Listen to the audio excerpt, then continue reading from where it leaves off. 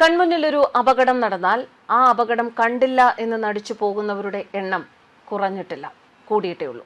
കഴിഞ്ഞ ദിവസം തിരുവനന്തപുരത്ത് കവടിയാറിൽ സംഭവിച്ച അപകടം. ആ വാഹനാപകടത്തിൽ ഒരു യുവതിക്ക് ആ യുവതിയുടെ ജീവൻ നഷ്ടമായി. ആ അപകടം നേരിൽ കണ്ട് വീട്ടിൽ പോയിട്ടുള്ള അല്ലെങ്കിൽ ഓഫീസിലേക്ക് പോയിട്ടുള്ള അന്നത്തെ ദിവസം മുന്നോട്ട് പോയിട്ടുള്ള പലർക്കും ഈ യുവതിയുടെ മരണവാർത്ത അറിഞ്ഞതിന് ശേഷം നടുക്കമുണ്ടായിട്ടുണ്ടാകും. കാരണം ആ വഴി പോയ ആരെങ്കിലും ഒരാൾ ആ പെൺകുട്ടിയെ ആശുപത്രിയിൽ കൊണ്ടുപോകാൻ തയ്യാറായിരുന്നു എങ്കിൽ ഇന്ന് അവൾ ജീവനോടെ ഉണ്ടായേനെ.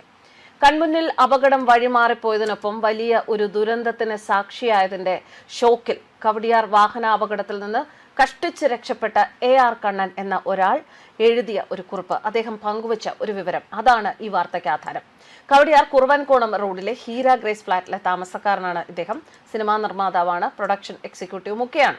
കഴിഞ്ഞ ദിവസം രാവിലെ 10:20 കഴിഞ്ഞ് ഫ്ളാറ്റിൽ നിന്ന് കുറവൻകോണത്തുള്ള ബാങ്കിലേക്ക് പോകാൻ ഇറങ്ങിയപ്പോഴാണ് കുറവൻകോണത്ത് നിന്നൊരു കാർ വളരെ വേഗത്തിൽ വരുന്നത് കണ്ടത്. പന്തികേട് തോന്നി അദ്ദേഹം കൈ ഉയർത്തി ഡ്രൈവറോട് വേഗം കുറയ്ക്കാൻ ആവശ്യപ്പെട്ടു. അതിനിടെ കാർ നടപ്പാതയിലേക്ക് ഇരച്ചു കയറി.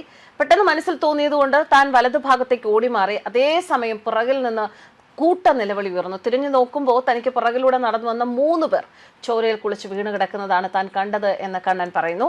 പരിക്കേറ്റ് കിടന്നവരെ ആശുപത്രിയിൽ എത്തിക്കാൻ ഒരാൾ പോലും വാഹനം നിർത്തിയില്ല. ഏതാണ്ട് 20 മിനിറ്റ് നഷ്ടമായി എന്ന വിവരം പങ്കുവച്ചിരിക്കുന്നത് കണ്ണനാണ്. അതിനിടയിൽ ആരെങ്കിലും ഒരാളെങ്കിലും വണ്ടി നിർത്തി ആ കുട്ടിയെ ആശുപത്രിയിൽ എത്തിച്ചിരുന്നുവെങ്കിൽ ജീവൻ രക്ഷിക്കാമായിരുന്നു എന്ന് കണ്ണൻ വേദനയോടെയാണ് പറയുന്നത്.